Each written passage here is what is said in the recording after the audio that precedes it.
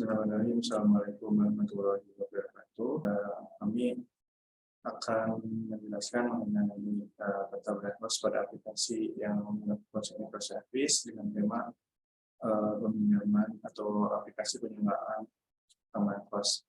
Di sini saya mengerjakan service untuk objek ya untuk penyewaan kamar kos. Berarti objek itu si kamar kosnya. Nah, untuk file yang saya gunakan yaitu N8N.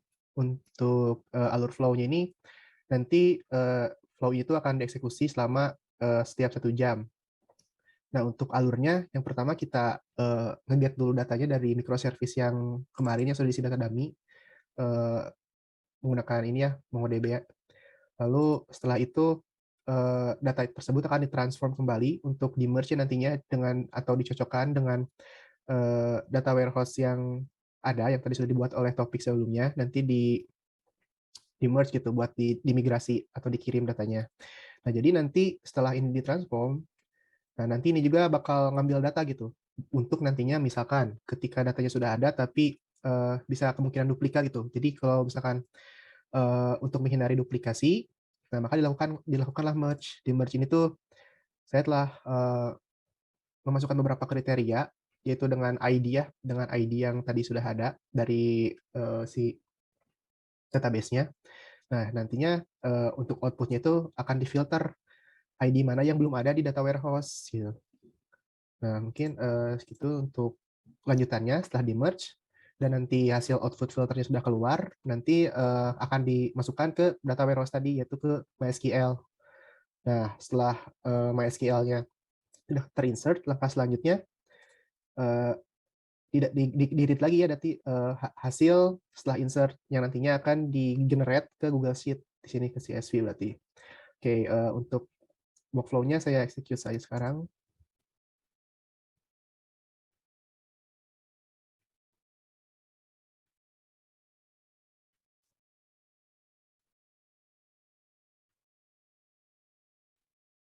Oke, ini sedang dimasukkan ke Google Sheet ya.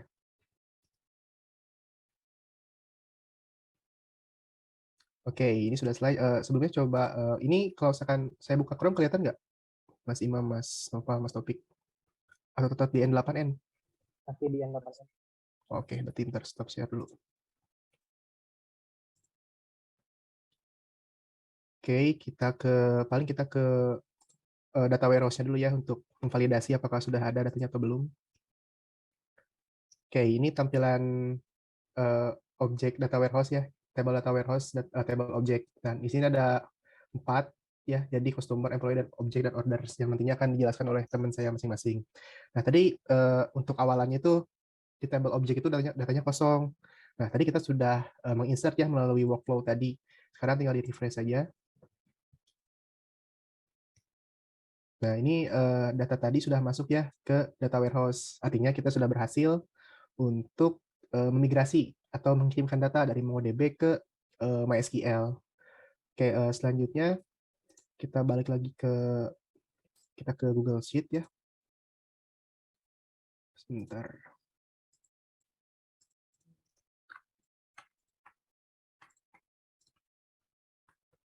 Oke. Ini terlihat untuk Chrome-nya? Sudah.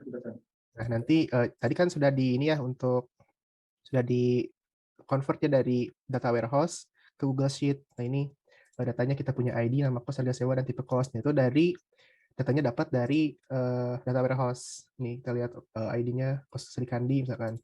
Ini juga terlihat kos Sri Kandi. Nah, sekarang saya akan coba untuk bikin lagi satu data baru. Misalkan sebentar saya keluar dulu. Ini MongoDB-nya kelihatan? Aman, bisa aman. Sip. Kita coba kos Pak Bambang ya. Bambang 100.000. Oke, insert.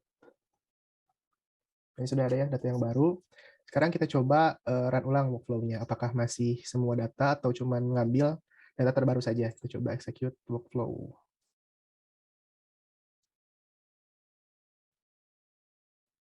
Nah, ini terlihat ya ada satu item baru katanya. satu item baru yang sudah di-insert di sini, satu item. Kita buktikan di Navigate-nya. Kita refresh. Nah, ini sudah muncul ya untuk pos Pak Bambang. Oke, mungkin sekian untuk objek service. Selanjutnya saya serahkan ke Mas Imam atau Mas Novel. Silakan.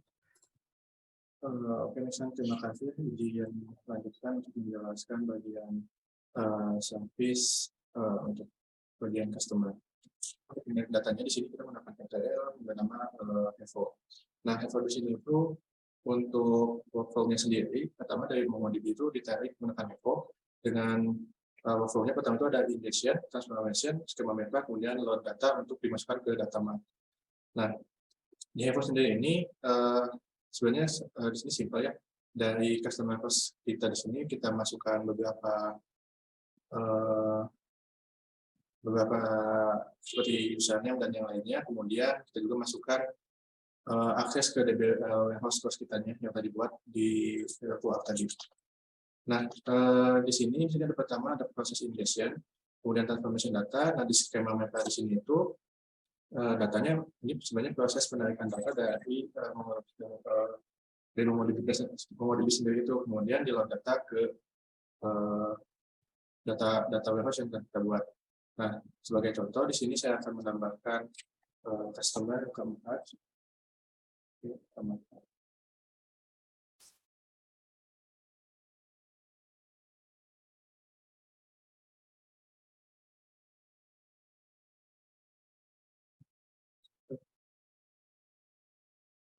Sebelumnya kita cek dulu di sini itu ada di bagian table data mart customer.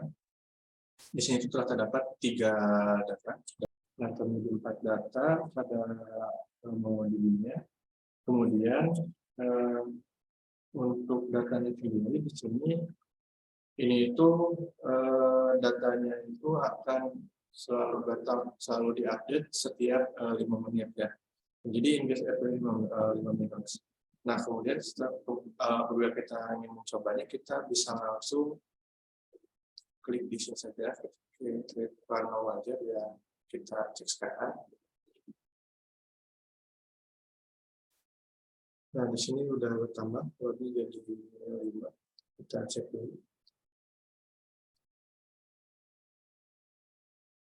Nah, di data mart sendiri telah bertambah. Jadi data customer ID yang 4, sini sudah tambah sesuai dengan yang telah kita tambahkan di sini tadi. Dari awal kita langsung ke Navigate dulu aja ya. Di sini ada 2 data yang udah diinput sebelumnya di sini. Di Navigate-nya ada field employee ID, employee name, birth date atau tanggal lahir, is sama juga gajinya. Nah, di sini kita coba input melalui API Postman yang saya sudah siapkan untuk mempersingkat waktunya. Langsung aja kita post.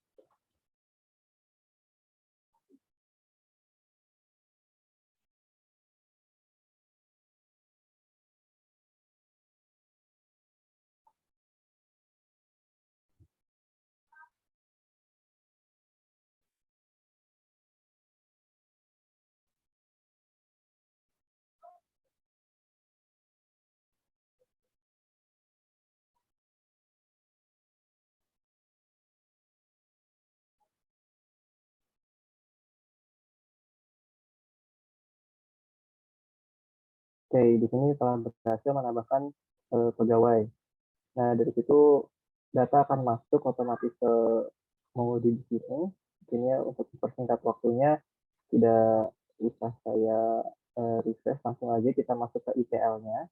Di sini ETL yang digunakan juga sama, Hepo. Untuk mengenai refresh atau input datanya itu dilakukan otomatis secara berkala selama atau dalam jangka waktu 5 menit sekali. Jadi kita bisa lihat berapa kali gitu. Nah, kalau misalnya sekarang kita langsung run aja gitu ya buat input data yang barusan kita input. Nah, nanti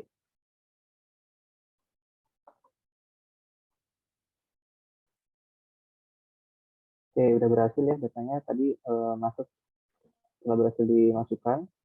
Itu data C dengan employee ID 3. mengenai ETL yang digunakan itu ESO sama dengan microservice customer sebelumnya tadi sudah dijelaskan, jadi mungkin tidak ada tambahan yang lebih banyak yang bisa saya jelaskan. Mungkin bisa langsung ke microservice integrasi terakhir dari Muhammad Taufik. Jadi dari ETL yang saya gunakan itu menggunakan Python ya. Jadi kemudian untuk konfigurasi database seperti ini.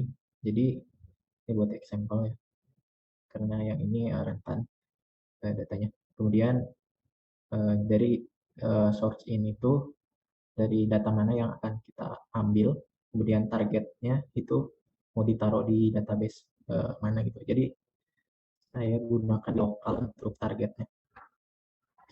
Jadi untuk source-nya diambil dari cloud tadi gitu. Kemudian untuk implementasi buat data dummy-nya seperti ini ya. Bentar. Untuk implementasi input data dummy-nya paling seperti ini. Jadi input data ke order. Sebelumnya saya udah connect lewat comment. Nah, jadi query oke, jadi itu datanya berhasil ditambahkan. Sebelumnya datanya baru 1, kemudian kita coba refresh untuk memastikan bahwa datanya itu masuk.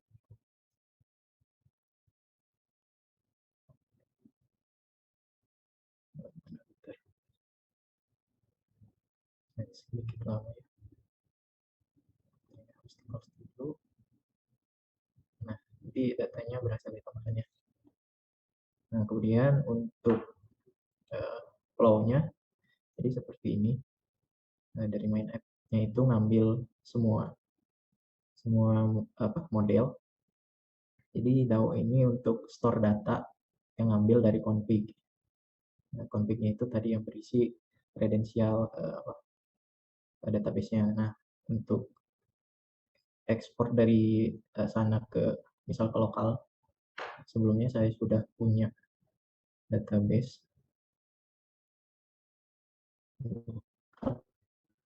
yang datanya kosong.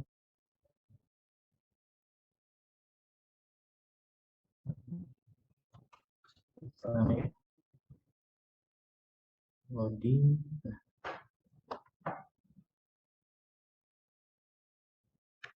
Nah, jadi ini bisa dilihat ya, semua dari field-nya itu masih kosong, semua datanya. Nah, jadi kita tuh mau ngambil data dari semua ini, dari keempat tabel ini ke lokal. Jadi kita langsung coba jalankan aja ya.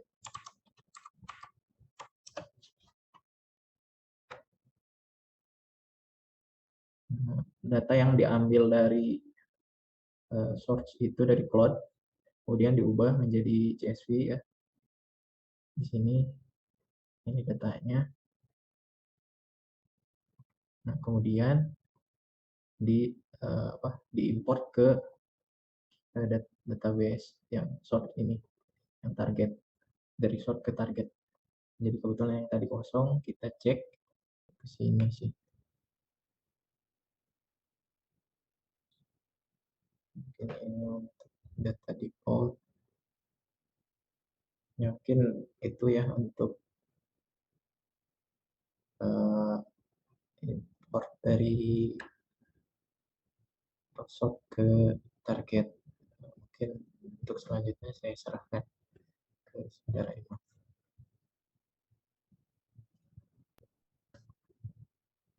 Oke, terima kasih Mas Taufik.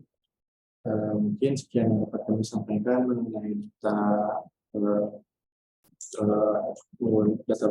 warehouse menggunakan ETL ini.